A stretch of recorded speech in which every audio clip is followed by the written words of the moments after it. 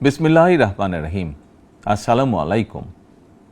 ত্যাগের পরাকাষ্ঠা, তাকওয়ার মহিমান্বিত পথ নির্দেশনা এবং আত্মশুদ্ধির অনন্য বার্তা নিয়ে বছর ঘুরে বিশ্ব মুসলিমের দুয়ারে আবারও হাজির পবিত্র ঈদুল আজহা।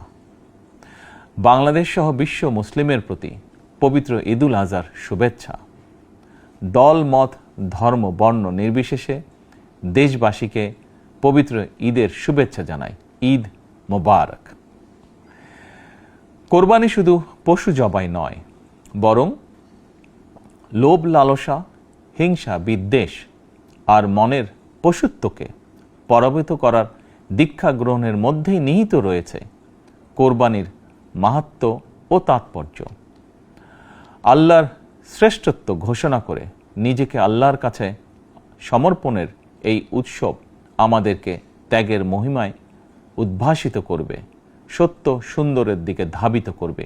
এটিই হোক পবিত্র কোরবানির অন্যতম শিক্ষা।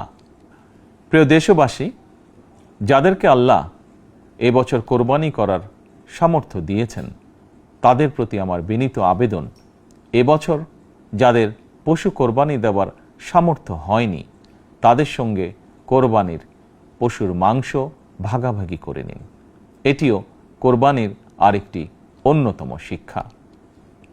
প্রিয় দেশবাসী, আপনাদের প্রতি আমার বিনীত আহ্বান, কোরবানির চামড়া যথাযথ প্রক্রিয়ায় সংরক্ষণ করুন।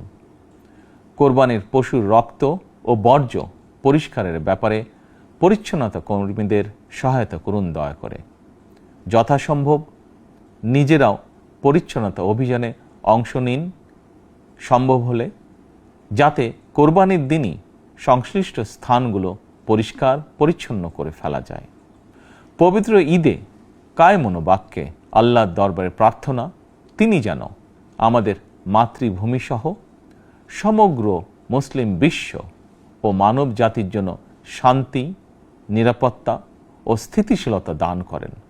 একই সঙ্গে আমি বিশ্ব জুড়ে শান্তি, সম্প্রীতি এবং নিরাপত্তার জন্য মহান আল্লাহ রাব্বুল আলামিনের দরবারে প্রার্থনা করছি। প্রিয় দেশবাসী, আবারও আপনাদেরকে ঈদুল আজহার শুভেচ্ছা জানাই। ঈদ মোবারক।